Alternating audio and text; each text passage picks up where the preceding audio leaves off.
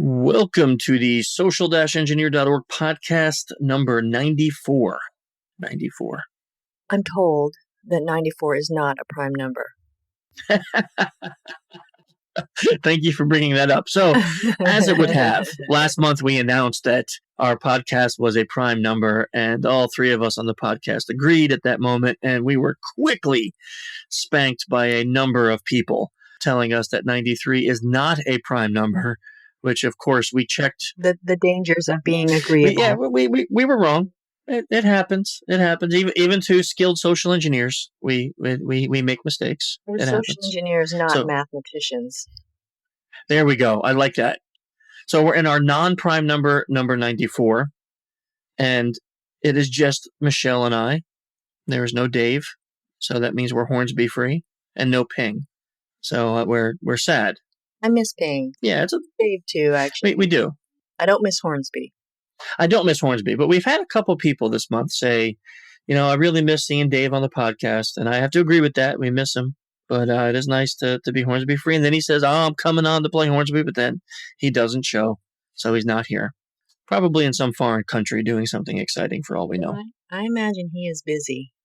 I imagine, getting ready for Derby, running a conference plus 2 businesses, plus a family. I'd say he's probably busy. Absolutely. Yeah. So anyhow, with Michelle and I running the podcast this month, we are excited because, let me see, way back in the day, we had this guest on.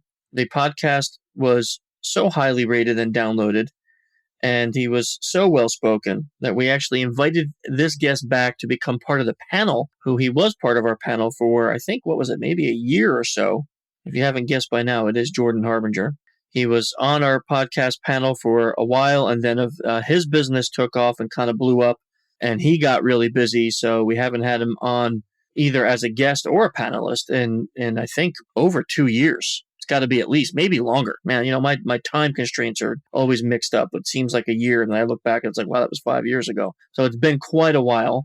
And the original podcast that we did with Jordan is one of the missing lost podcasts that no longer exist anywhere in the world. When we transferred from our old podcast hoster to our new one, there was a couple that were lost, and only one of those couple that were recovered, and that one that is still missing is the original podcast with Jordan. So we are excited to have Jordan back with us today and discussing influence, rapport building, confidence building, and how all of these things apply in everyday life. And of course, we'll make some application to social engineering. So without any further waiting, let's get right to it and get Jordan on the podcast.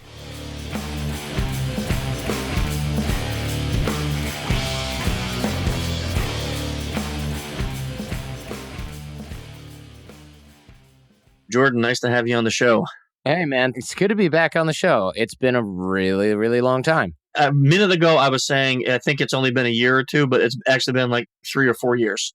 Yeah, and we've missed you, Jordan. Where have you been? What have you been doing? I've been building the Art of Charm podcast and the business.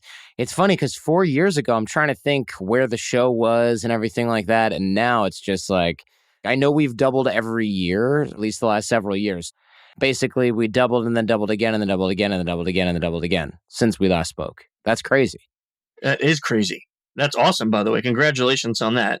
Thank you. And I heard another congratulations. You just got married. I did just get married. I'm now in the club of people that are married and have to complain about the same person forever instead of different people. Hey, welcome to the club. Congratulations. That's awesome, man. Congratulations on that. I'm excited to add to my family as well so that they can then complain about us soon. So you're a walking billboard now for your course because you could say, look, here's what happens if you apply it all. Yeah, it's kind of funny because back when we started, we were doing the dating stuff. Now it's obviously much more diverse than that, persuasion, influence, networking, and all that. But in the beginning, it was like dating and relationships focused for the most part. And a lot of people thought like, oh, these guys, everybody who teaches that stuff is a clown and a weirdo. And that's one of the reasons why we pivoted, because that isn't totally incorrect. A lot of the people that were teaching that stuff at that time, especially, were weird. Now it's like, well, scoreboard, married a great person, have a great company, have great friends and relationships. It's pretty public the way that everything is facing. So you can't really kind of make this stuff up. It would be way too hard. It would be harder than just creating it for yourself, you know? So you deny being a clown and a weirdo. Is I that deny it. is that official? I categorically deny being a clown. Not the weirdo part, I admit. Yeah, I'm not sure. We may have proof of something different, but We may have to get some votes in on that one. yeah, That's I have true. some pictures. I'm not sure if we should release them publicly. That's true. There are DerbyCon and other Yes, photographs that DEF CON may... pictures, Oh, yeah. Good point. So I think maybe since it's been so long since you've been on the show, and although we haven't 500% doubled like you, we have kind of grown in our podcast listenership. So there's a lot of people that may not have been introduced to you from previous years. So why don't we start off with just tell us a little bit about who you are and how you even got into this space about teaching things like influence and persuasion and how to build good relationships. Yeah, no problem there. When I was a kid, I was doing a lot of stuff that kids do when they're not supervised well enough. So I got into technical trouble versus regular kid trouble. So I remember getting into cell phone cloning. It's cool because your audience knows about this stuff. Usually when I talk about this, I have to define absolutely everything. But, cell phone cloning back in the day where you dumpster dive, go grab some serial numbers from cell phones, reprogram them into cell phones. And of course, all the other people doing that were adults. And they were into, at the time, we called it freaking. Nobody even talks about that anymore. Hacking is just hacking. But freaking had to do with the phone. And I was super into that and designed the red box that came out of the Hallmark greeting cards and wrote about that and put that stuff up on message boards for 2600. And bear in mind, I'm like 13 years old at this point. And so I'm doing a lot of wiretapping because I'm bored and I'm an only child. So listening to other people talk was really interesting at the time. Still is, actually. I'm a talk show host, so I guess it's kind of related. And I remember hearing an adult neighbor of mine getting a divorce on the phone, not doing the divorce part on the phone, but talking to his wife and getting into fights, and then talking to his sister and being kind of a baby about it, and then talking to his mom and totally being a baby about it. And then he'd talk to his buddies and he'd be this macho man about it. And I thought, man, if you talk to your wife the way you talk to your sister and your mom, you totally wouldn't be in this situation. And I'm 13 and I'm starting to see how adults are really three-dimensional human beings just like me. Because when you're that age, your parents or adults in general, they feed you, they give you homework, they drive you places, they yell at you, and that's pretty much it, right? It's like the Charlie Brown wah, wah, wah, wah type of situation when you're that age. But this is my only chance to hear real adult conversations that are uncensored, not tailored for kids, not directed at kids, just, I'm eavesdropping. It's freaking, I hope the statute of limitations is passed on that. A friend did this for you. A friend, someone who isn't me, right, did this Yes. and told me all about it. And I started to really get interested in this. And later on, I go through high school and I'm kind of one of those kids who's got a little bit of natural brains, but mostly has to outwork everyone. And then in college, I realized everyone is smarter than me, but they're getting drunk all the time. So I'm able to outwork everyone pretty easily. And then in law school, I'm able to outwork everybody because even though everybody's much, much smarter than me by that point, they're all tired of working. So those are the kids that outworked everyone in undergrad and were still really genius level intelligence. And so a lot of them kind of gave up and didn't want to compete. So that was my strategy. What made you go to law school, though? Out of all the things to choose, why was it law school? I know. It was just, I couldn't get a job at Best Buy, basically. After graduating from the University of Michigan, I'd studied German, Spanish, and political science and economics. And they were just kind of like, yeah, whatever, dude. You can still see Yeah, that's a very weird. Wait, so you want us to first believe you're not a clown and a weirdo, but then you studied German, like political science. I mean, I basically didn't have a game plan. Looking back, I wish I'd studied psychology because that's clearly what I was actually interested in. It just didn't occur to me at the time. I started to really work on my practical skills, but there were just no real jobs. Nobody told us how to look for jobs after college. So I tried to get a job working at Best Buy for a summer. Couldn't do it. Wanted to work in the computer department. They're like, no, you have to sell music for 1 to 2 years before you get promoted to customer service and computer repair. And I thought, this is a huge waste of time. To sell music for $10 an hour, I don't know anything about music. I can build a computer with my bare hands from parts, but I have to sell CDs of, Britney Spears CDs because the guy who's been working here longer doesn't know anything more about computers than the on-off switch or how to replace a cable. He got promoted before me, and I just thought it was the dumbest thing ever. So I decided to apply to law school. I got into University of Michigan, which is a good law school, so I went there. It was really just default path of least resistance, not a good strategy for education. It's lame to do that, but that was the strategy back in the day. That was the wisdom, was just get as much education as you can, and you'll end up with a good job as a result. And it's just a great beginning of the story. So now you graduate. Are you a lawyer? Do you go be a lawyer? Yeah, I work on Wall Street at this point. You're a Wall Street lawyer at this Wall point. Street attorney doing finance. Yeah. I mean, that's a pretty good gig for anybody, really. It's a good gig. So I'm making more money in my first year out of college than my parents both made put together at the peak of their career. I'm basically not doing anything. I'm being an overpaid secretary, but already started thinking about like, how do I get ahead? I was looking around and thinking, I'm screwed because everybody here is smarter than me and everybody's outworking everybody else. Like by the time you get to Wall Street, everybody has work ethic and everybody's smart. And so all those competitive advantages I had growing up and through school were kind of moot. They were done. They were gone. They had been eradicated. And I felt like, okay, it's only a matter of time till I get fired. They're going to figure out who I am. It's called imposter syndrome, basically. They're going to figure out who I am and I'm going to get fired. My mentor there, and by mentor, I mean this guy was assigned to me by the HR department, was this guy named Dave. And Dave was never in the office. Everybody else was going out to lunch with their mentor and going to see Blue Man Group, to put a little bit of a date on this. They were like, how's your mentor program going? And I'm like, I don't even know. I mean, I've only seen this guy once since he hired me, and it was in the elevator. And so they made him take me out for coffee, this guy Dave, and he's banging away on his BlackBerry at Starbucks. And he's like, all right, ask me anything you want. Because he has to sort of tick off the box that says, I mentored someone this summer. I said, how come you're never in the office, but you're a partner? I thought you guys had to bill hours. Because bear in mind, before that, I'd been coming into work. It's 3:00 in the morning on a Sunday. I want to show some girl my office to impress her. And everybody's there. This guy's not even there at 3 p.m. on a Tuesday. I'm there at 3 a.m. on a freaking Sunday, and everybody else is here. What's this guy's secret? And he said, oh, well, I bring in a lot of the deals. And since I bring in a lot of the deal flow, I don't really have to be in the office like everyone else because my time is worth more outside of the office than it is inside the office. Because if I can bring in $1 million deal once a quarter, that's $4 million. I don't have to worry about billing 2,000 hours a year, which means working like 80 hours a week. I don't have to worry about that because I'm going to get bonuses based on the deal I bring in. And also it's more important to the firm for deal flow to be happening than for me to be cranking away. So basically he took himself out of the equation as a cog in the machine where his money is billing out at $800 an hour.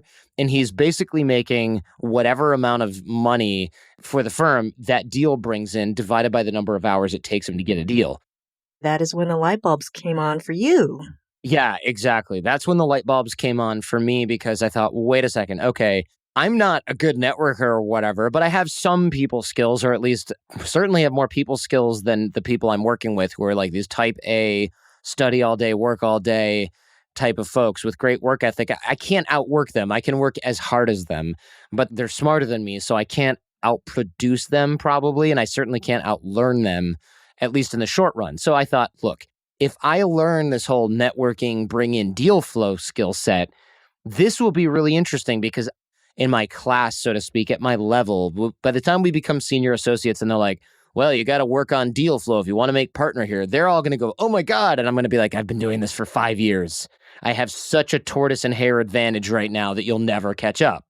And so I decided that that was going to be my key to getting to the top of the law game, generating client relationships, getting those clients into the firm. I didn't know how it was going to happen, but I basically spent every waking moment learning about networking, persuasion, influence, reaching out to people, reaching upward, reaching across the organization, anything I could do to get an edge in that area. And that's when we started the podcast, The Art of Charm, because we started working on all this stuff with another guy that was in grad school with me. Because basically the way it works, I wasn't graduated yet. I had done a summer internship with that law firm. That's when I figured this out, went back to law school, started going out every night with this guy in grad school who's now my business partner, AJ. He was a cancer biologist. And he was like, yeah, I know that PhDs and professors and people in cancer department, their networking is huge, but they don't teach us how to do it. And everybody's kind of this nerdy lab guy.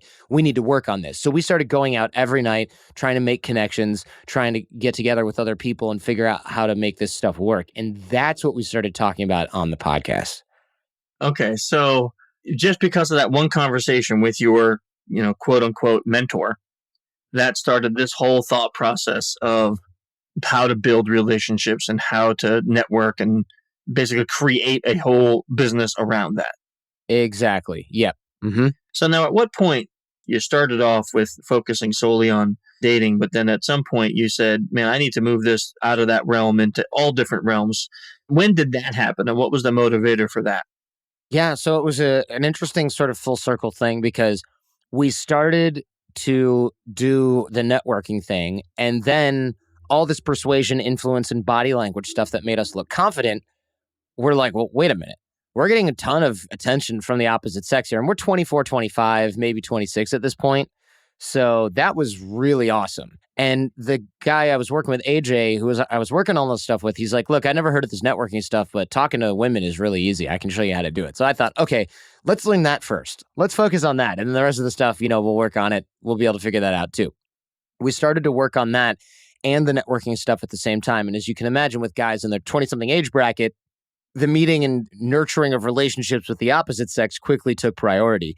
And a lot of women were hanging out with us at that point, talking about these topics as well, the body language and nonverbal communication, because it was so interesting to women much more than it was to guys. And then guys that saw us around sitting at huge tables full of women and talking with all the women at the bar about body language and vocal tonality and eye contact, we weren't hiding the ball at all. We were literally just teaching the women what our observations were and having these involved conversations. We weren't hiding the ball at all. A lot of the guys were saying like, hey, I see you talk with tons of different women. Can you show me what you're doing? And I've overheard some of your conversations. So guys started to basically buy all of our drinks and all of our food in exchange for being able to kind of, well, literally to get a seat at the table.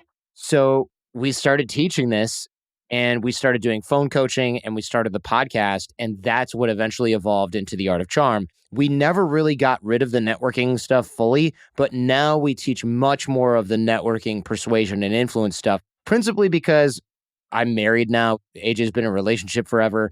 And also because, look, this stuff that makes you charismatic, the stuff that creates large social circles, the stuff that makes you magnetic and have influence and all that stuff, that naturally can spill over into the dating and relationships realm.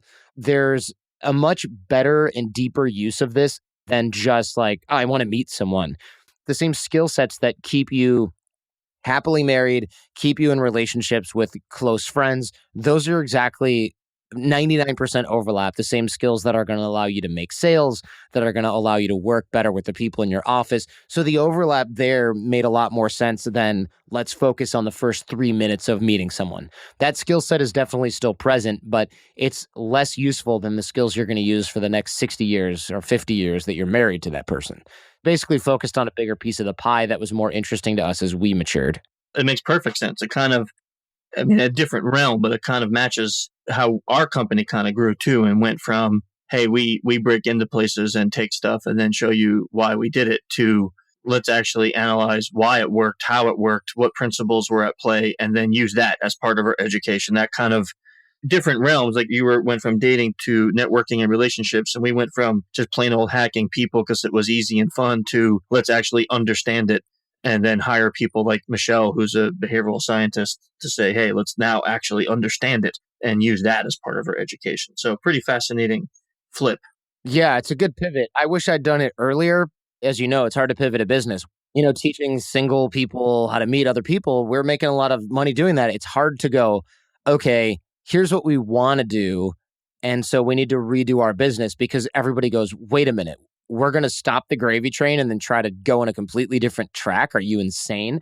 But what was making us more insane was if I have to tell somebody appropriate first date behavior and body language stuff again, I'm going to jump off a bridge. And so it became kind of like, I would much rather talk with Neil deGrasse Tyson or General Stanley McChrystal about science and leadership type topics rather than, okay, well, what I want to do is continually talk about dating stuff.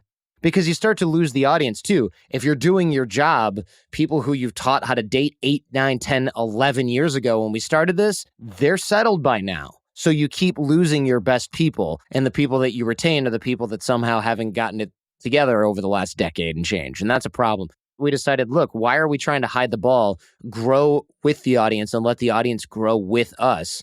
Why should I hide my identity instead of showing what I'm truly interested in? If we lose the bottom, the 15% of the audience that I consider the bottom, that's fine. And in exchange, obviously it worked because we've doubled every single year since we last spoke. So the audience has grown with us, both in number and in maturity and what they're interested in. So it just became much easier for us to be more, it's kind of a branding tip for people in their lives, whether they own a business or not. It's much easier to be a little bit more authentic and have the right people sort of screen themselves into your life than to try to please the people around you by making yourself what you think they want. So, Jordan, what is more interesting than the hunt? Because that's kind of what you're describing, right? Evolving from being in the hunt to sort of being able to continue a relationship. So what is it that you feel is it just a level of maturity, or is it something else that's more compelling? Because for a lot of people, that initial challenge is very interesting. Yeah, I think the initial challenge is definitely interesting. And I understand why people want to be, quote unquote, in the hunt. But I also think that if you're married to somebody, you're in a sales role, or you're trying to constantly improve yourself, you can get that hunt anywhere, really. It's just a matter of changing. I hate using words like target or prey, but since you brought up hunt, it makes perfect sense. I mean, if you're out there searching for deals to bring into your firm, that's basically the same thing, although much more lucrative and better for your family life than going out and trying to meet somebody, right? Especially as we get older. For me, the hunt now is, what can I do to improve the business? What can I do to improve the show? How can I create a product that my audience will love? What kind of bigger guest can I get to interview on the show? It doesn't have to be what I was doing when I was 24, which is, can I get some external validation from a random female that I will never see again? Or can I date somebody that I couldn't have dated before because now I'm charismatic? I mean, that type of thing, you're supposed to outgrow that in some way. And you're supposed to aim the cannon in a different direction. Sure. And I think that sort of applies across the board for security as well. You know, people think that the red team thing is super sexy and super cool, but really the thing that matters most in the long term is keep your company secure. And that is very much akin to a long-term relationship, and keeping it interesting and keeping things to where you don't become sort of bored with the day-to-day. Yeah, and for us, what's fascinating about this conversation, Jordan, is early on in our podcast, I kind of decided that, if I was going to interview just other social engineers or just other security people, we would quickly run out of guests or just repeat topics over and over. So in the beginning, I said, I want our podcast to be like 10% people in our industry and 90% people in completely different industries, and see where we overlap. We're now on the 94th month of doing just that. And what I always notice is how much overlap there is. And your exact transition that you went through, like Michelle said, is exactly what we went through and what I see. Like in the beginning, maybe the same success or even more successful at some points in breaking into companies or fishing or vishing, but absolutely zero understanding of why it worked. And then maturity goes and says, boy, I could continue doing this and making money doing this, or I could start to understand why it works and then apply that differently and help companies to actually be secure. When you do that, then you have what you just said, which is the return clients, new clients, referrals from clients, and all those things that I would have killed for before, but now they come naturally because we just changed the way that we do the work. Exactly. And I think it's important to constantly be doing that in your life. I think it's definitely mandatory for humans to continue to grow and develop in that way. And our live programs in LA that we run for people, and we have not that different programs that we run for military and intelligence and stuff like that. What I've found is all those guys come in, more than half of them are married, Green Berets, for example. They're here not because they're like, well, I need charisma or I need to figure this out. They're here because they want 1% edge. They want more than 1% ideally, but if they can get 1% edge, they realize what kind of enormous edge that is stretched out over time. Basically, anything you learn and use to grow and develop has compound interest, you could say. So if I learn how to sell, for example, going back to the sales stuff, 1% better, and especially if you're not in a sales role and you're in a computer and social engineering role and you're an IT guy, but now you find that you have to sell to get clients to survive, which I know a lot of your listeners are probably in that bucket, or you have to sell yourself inside the company. If you can do that 1% better, that's going to return millions of dollars in theory for you, not just in deals, but also in salary increases, raises, better jobs, better opportunities, better working hours over the life of your career. So why would you not learn those skills? And the reason a lot of people don't is because they think they don't need it in the moment, but they're not thinking about what's going to happen to them over the next 30, 40 years. And I think now it's important. And I know that top performers, high performers, special forces people, executives, folks like that, they're always looking at a longer timeline.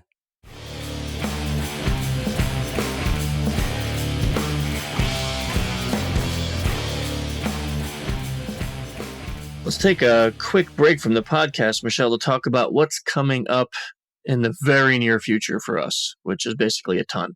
Yeah, and it's going to be exciting because we finally get to see everybody in one place, in one setting.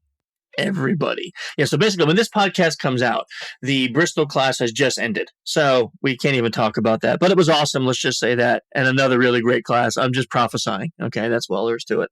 I will say there's nothing I can do about Black Hat, folks. I've had so many emails, so many DMs on Twitter, so many requests. I literally cannot. I was just told this morning there are 18 people in our waiting list, and the class is sold out. Yeah, I'm pretty sure we're not going to be accommodating all 18. We cannot accommodate all 18. I apologize, but I can't do anything. So even if you email me and offer me like the best bottle of whiskey you have, I would love it, but I can't. I don't own the class, so I can't do it. But we will be releasing our 2018 training schedule coming up real soon. So you're going to want to pay attention to that on our Twitter accounts. Now, let's talk about DEF CON because that is literally right around the corner. We are less than a month before we leave for Vegas. And what do we have going on there? Well, Too much.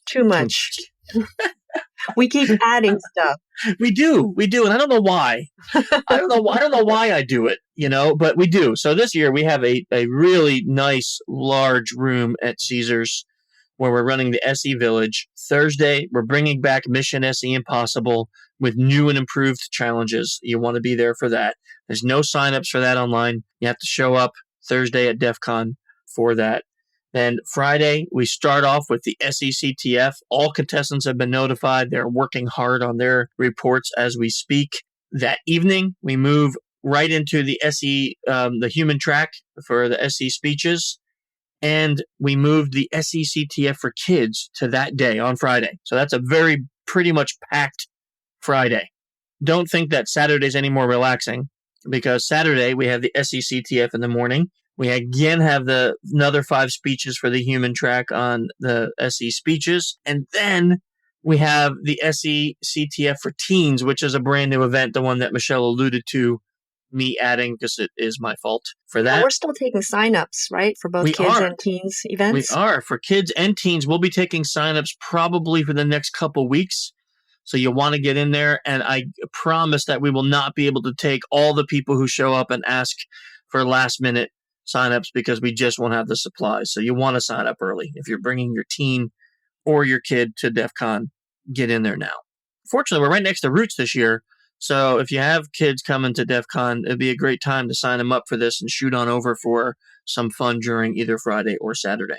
Yeah, and as always, we keep the SE Village PG-13, so it's a safe, friendly environment for all ages, and I think that's something that we're pretty proud of. I am pretty proud of that. I am. Now, we have to mention our sponsors because this year, really, all the stops have been pulled out. We have so many people supporting us. We have Thoughts for Security, through in sponsorship for the SE Village and the kids events.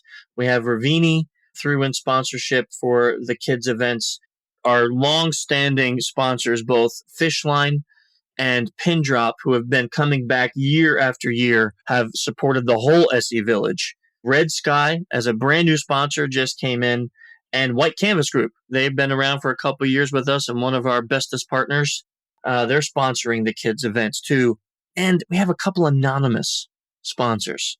So I can't even say who they are, but not the group. Not the group. Yes, thank you. I keep saying that. You have to clarify.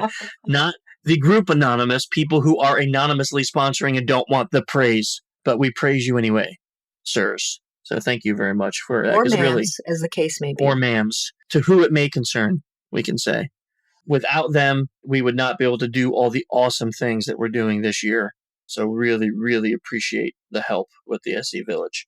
Right after that, I mean, there's really no rest for the Wicket. We're going to DerbyCon, and I think we can safely announce that there will be very shortly live signups for the SECTF at DerbyCon.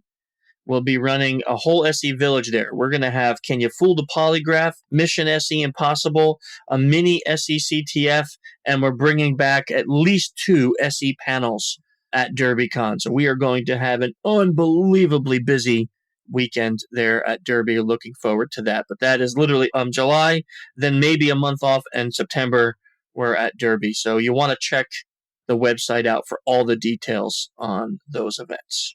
Let's get back to the show.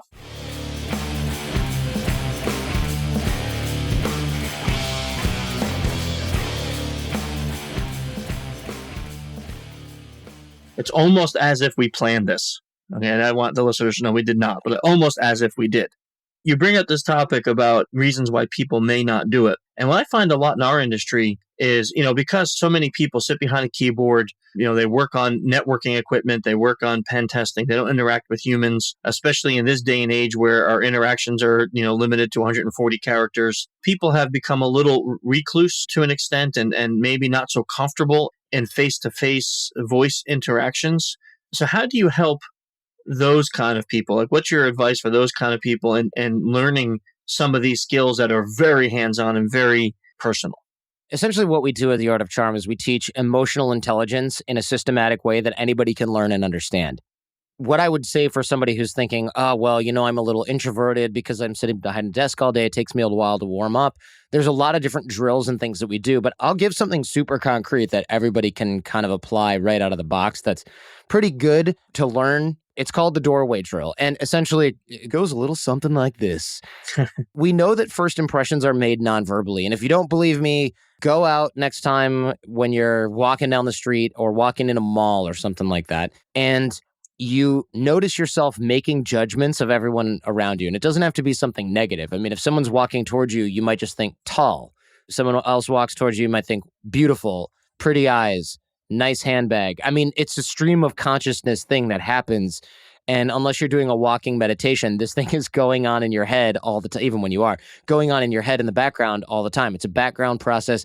We've evolved to do things this way for protection because we basically have to analyze everything for threat matrix or sexual and reproduction value. And for women, it's even more so, except crank the threat matrix thing up to 11. And for guys, crank this survival and reproduction thing, if you know what I'm saying, up to 11. And you've got a different balance there.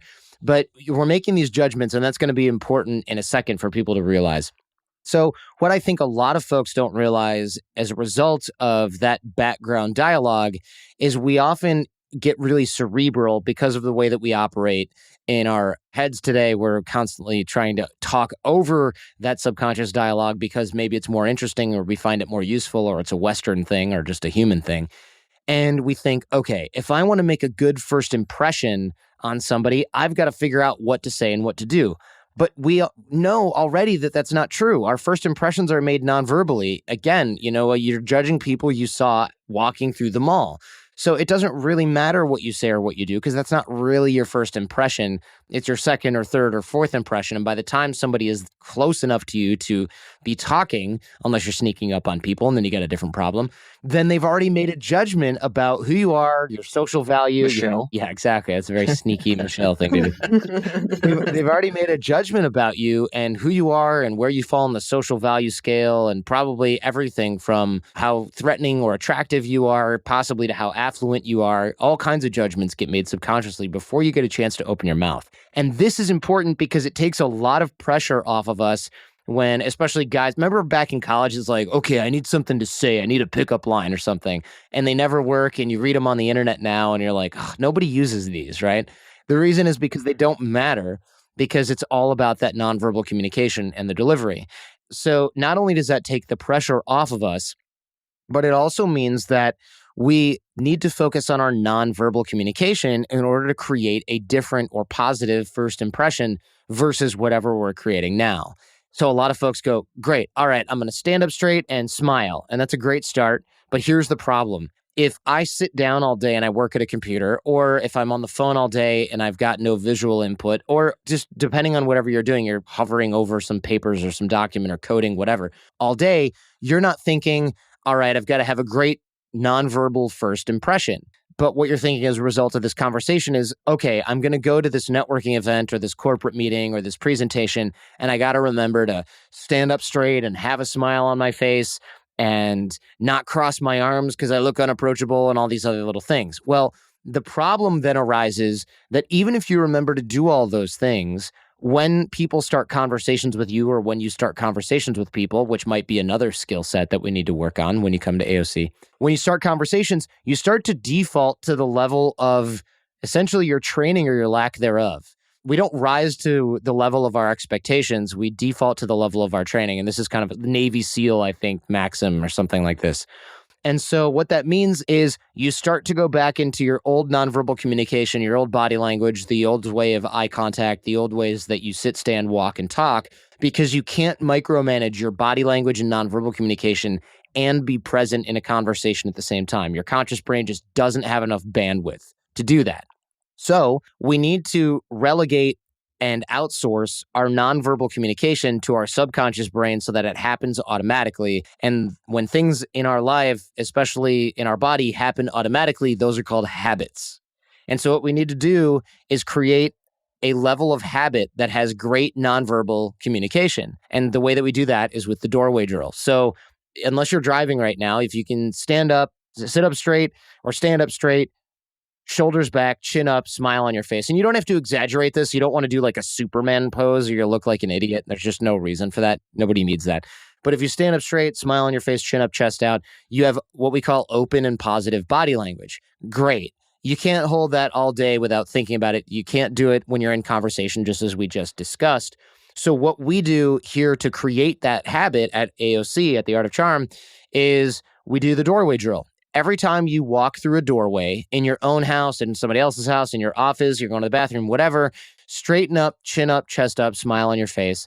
And that will create, since you go through doorways dozens and dozens of times per day, that will create a set of habits that you can then use to always have this great nonverbal communication. Here's the problem. You're going to walk through a doorway in 5 minutes and forget to do that and be like, this drill doesn't work. And you're going to blame yourself or you'll blame me. But here's what you do. Go to your office supply cabinet or Office Depot if you work from home, and get those Post-it notes that are hot pink, and you think, who the hell uses these ugly-ass things? I do. Michelle uses those. That's because you sneak around too much, Michelle. Yes. Go get those little things, cut them into strips, or if you get the mini ones, even better. Stick those at eye level inside your door frames. And it'll look a little weird if you're doing it in an office environment, but it doesn't matter. Most people won't care. It's a workplace. And at home, it's your house. You can do whatever the hell you want. You have my permission. But stick them at eye level in a door frame. And what this does is it's a pattern interrupt, essentially. And this is, I think, a hypnosis term. I could be wrong, but it's a pattern interrupt where you'll walk through that door and you'll go, why is there a Post-it note there? Oh, right. Stand up straight, chest up, shoulders back, smile on my face, doorway drill. Forgot about that. You'll do that enough and your brain will always see that because it's always going to wonder why there's a Post-it note there. And frankly, it's going to take your brain a long time to get used to those being there, longer or as long as it would take to build the habit of standing up straight and creating this positive, upright, positive, open body language. This is really, really, really good because when you create that nonverbal communication, that upright, open, positive body language, and it relegates itself to the level of habit and you can do it without thinking, this changes a lot of things around you. It changes the first impression that you're making to everyone non-verbally, the proverbial walking through the mall and judging other people example. It changes that. And not only does it change the judgment that other people are making of you, but those judgments inform the way that we treat those people, right? If somebody walks up to us and they look threatening, we treat them differently than we treat somebody who walks near us and is extremely attractive or extremely fun looking and outgoing or seems shy. We treat those people very differently. So if we're creating an impression that is open, positive, and confident, people will start to treat you as if you are that way, open, positive, and confident. What's great about that is the way that people treat us informs the way that we actually behave. So you end up with this great reinforcing cycle, self-reinforcing cycle, walking and standing positive, confident, etc., looking friendly and confident, and having people treat you as if you are friendly and confident, and now behaving as if you are friendly and confident. And your body already knows how to do this. You don't have to learn these skills manually, unless perhaps you're on the autism spectrum. You might have to learn a little bit of this stuff manually. Totally fine, totally doable. Now your behavior has changed entirely over time, of course, essentially because of Post-it notes and doorways and a little bit of hard work on your part. And this is really a wonderful thing because what this shows us is that not only can you change the way that you behave, you can change the way that you think about yourself, you can change your own behavior, and you can change the way that you're perceived by others, all through simple tweaks done over time. And what would be the expectation? Like, and I know we can't just put a rule on it, like after 3 weeks, you're a master, but is there a certain amount of time that people expect before this becomes part of their habits, their daily habits?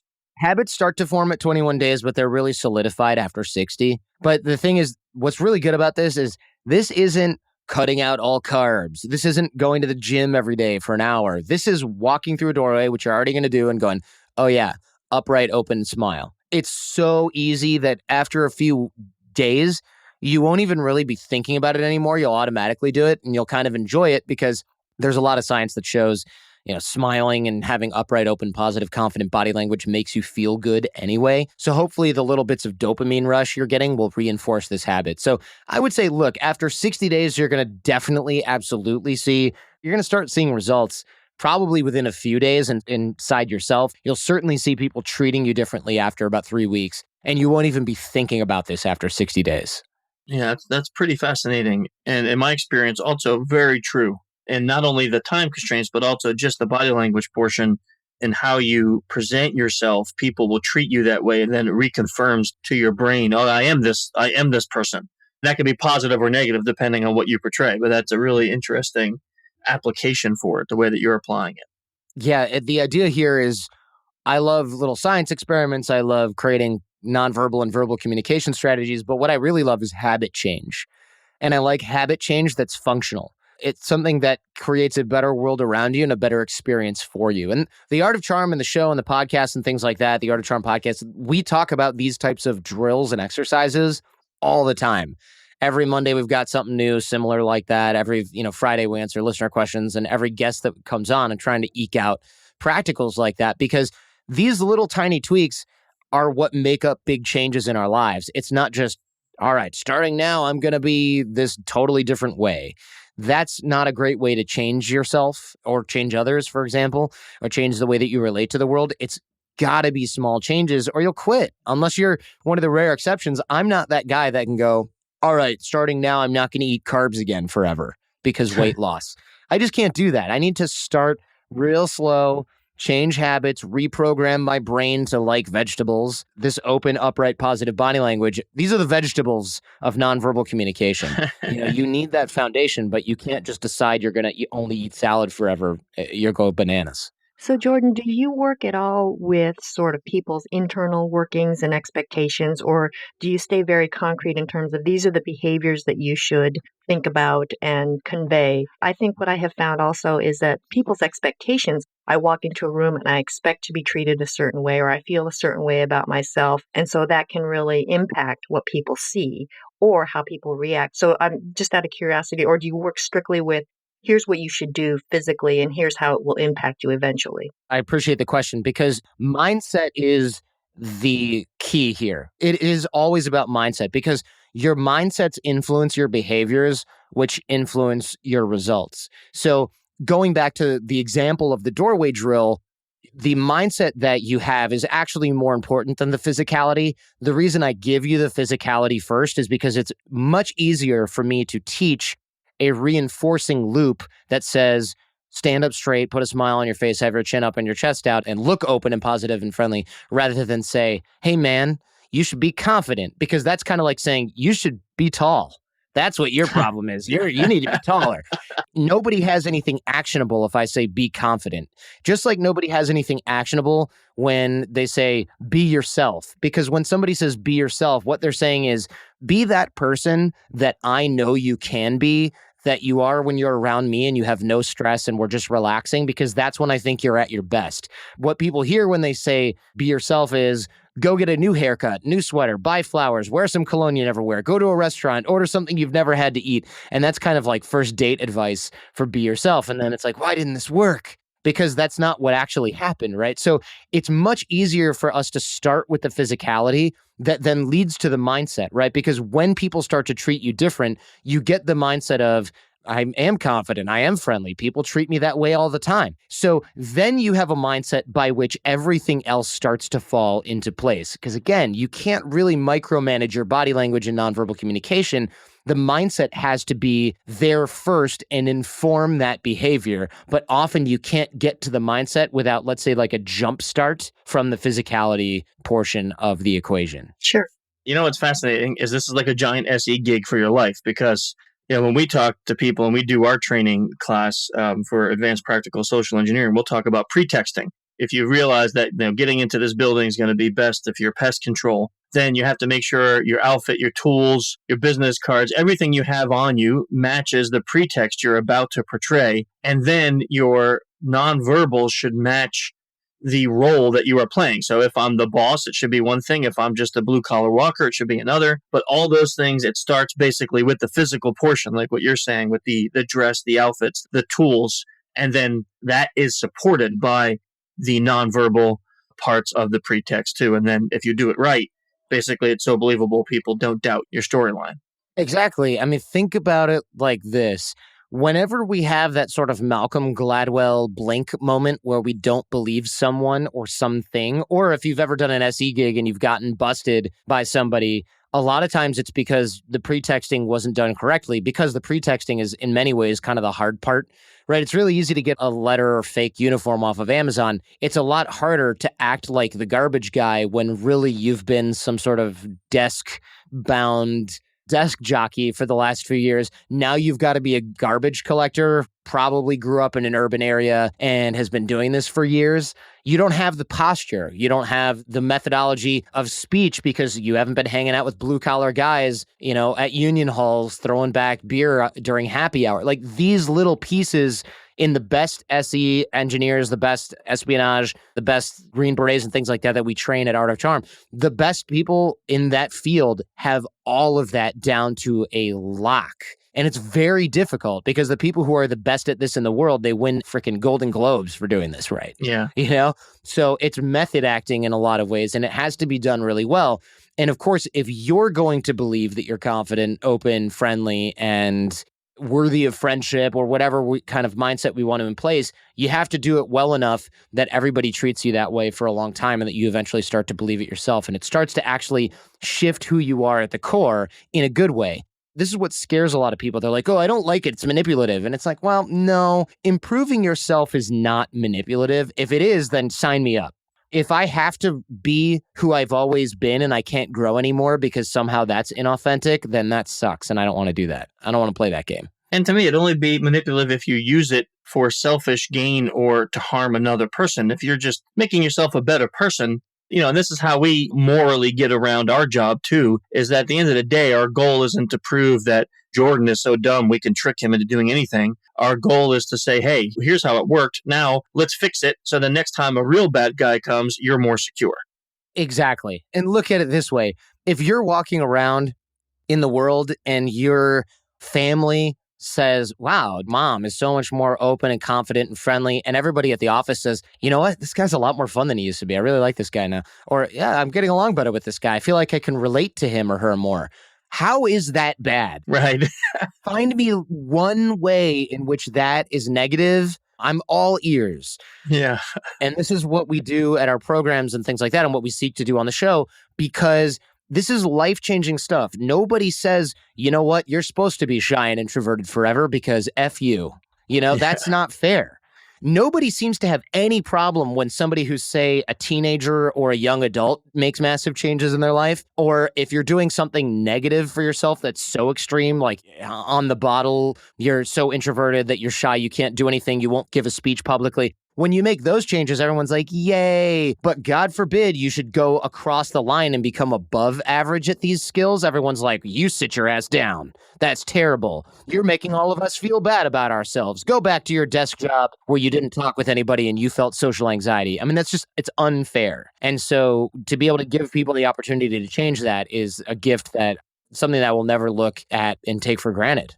You know how I know when a conversation is really good is when it's going and I'm looking at the clock. Oh man, we only got 5 minutes before you have to end. And I didn't even realize it. It's always fun talking with you guys. Yeah, I love you We guys. probably can go on for like hours because this is a great topic and it's something close to our hearts, but it's so fascinating to hear it from a totally different field and a different angle and being applied in not just like a security sense, but in a whole life altering sense. So thank you for that. Really. Obviously, people are going to want to know more about you and the topic. So where can they go to find out more about your classes or follow you or things like that? Sure. I mean, look, you're listening to a podcast. I'm not going to try to sell anything. You're already listening to a podcast that's free. I also have a free show that's been doing for 10 years. I interview some really awesome people on there. I'd like to think you've been on there.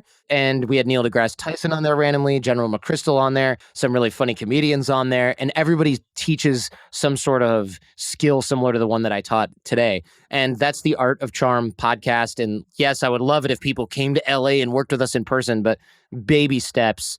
Check out the free stuff. Check out the show. Tell me what you think. I love the SE community. I love the InfoSec community because generally really good people and very much my own people where a lot of us, and I say us because I feel like I'm still one of y'all for sure, naturally introverted, could use a little bit of extroversion just to make life easier sometimes, even at work, in an office environment, in our relationships. That's just the core demographic of Art of Charm is just people who want to improve in this area, who like working on themselves, but go, oh my gosh, where do I start? And further, none of that woo-woo BS where it's like, just believe in yourself and you can. And it's like a picture of me standing on a beach with my arms in the air in the sunset. Computer folks, we like concrete stuff. I like concrete stuff. So check that out there. And yeah, theartofcharm.com is the website. You just lost half the listeners, though. They wanted pictures of you on the beach with your arms up in the air. I'm sure there's a few out there. I personally floating am around. Requesting a picture of Jordan on a beach with the wind blowing in his hair. Yes, of course. The wind in my hair being like, you can. Yes, you can do it. I believe in you. Exactly. So our listeners love to read books. We have been collecting for 93 episodes. This will be 94, a collection of book recommendations that's on our site. And it doesn't have to be about the topic that you just spoke about, but if you had to recommend a book, what recommendation would you give to our listeners? Yeah, I mean, there are so many books. God, there's a couple. How to Win Friends and Influence People by Dale Carnegie. Most people have probably already read that. It's also really, really old. So it's funny because it's like, Johnny was a typewriter salesman, and here's how he doubled his business. But the concepts in there are amazing. And then if you've already read that and you're like, yawn, everybody's read that. The Charisma Myth by Olivia Fox Cabane. The Charisma Myth. She's a friend of mine. She writes about things like how your mindsets actually work. It's all science-based. How to become a warmer person, how to become a more open person, confidence, charisma, that type of thing. It's science-based. It's called The Charisma Myth by Olivia Fox Cabane. That book is really, really good to sort of prove to yourself that this is a learnable, teachable skill. Because I think there's still people that are probably a little skeptical that it's just that easy to actually change who you are at a fundamental level. That's awesome. Great. Thank you for both of those recommendations. So you got it. If you want to know more about Jordan, check out his podcast or his website, theartofcharm.com. Jordan, really, really appreciate it. This is a great, great episode. Always really fun. God, I miss you guys. Is that weird? No, it's not. Yeah, no, it's not weird. I don't think it's weird. I mean, we're missable. You should stop by and see us more often. That would be nice. I'm totally game. Hey, look, if you want somebody who's going to come on and loudmouth one of your guests, you know who to call. Thanks, Jordan. Thank you.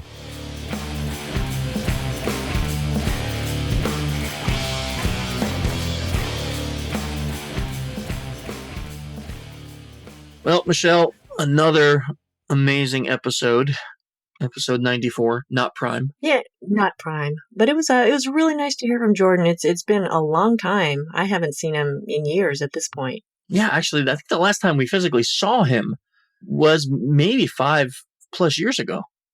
Yeah, not sure, but 4+ years. It sounds like he's all grown up. I can't believe it. We got him married off, and our little Jordan. He's got his whole business thing going, and he's doing well. So he's got a lot of great things going on. I find that fascinating whenever we talk to folks from different industries on how much blend there is between other industries and ours. Yeah, absolutely. So, I guess we'll be looking forward to seeing everyone out at DEF CON coming up right around the corner. But until then, if you want to follow us, Michelle's Twitter account is At Sultry Asian. I'm sneaking up on you. at Sultry Asian, and I'm at Human Hacker, and our corporate is at SOC Engineer Inc. You can find out all the information you want on social-engineer.org or social-engineer.com for any corporate events that are coming up in our training schedule, if you are curious about that. If you're still on IRC, we do have a IRC channel that is social-engineer on irc.freenode.net. I think that is about every way to get a hold of us besides smoke signals and carrier pigeons. So if you're coming out to DEF CON, please stop by the SE Village and say hi to us. And until next month, see ya.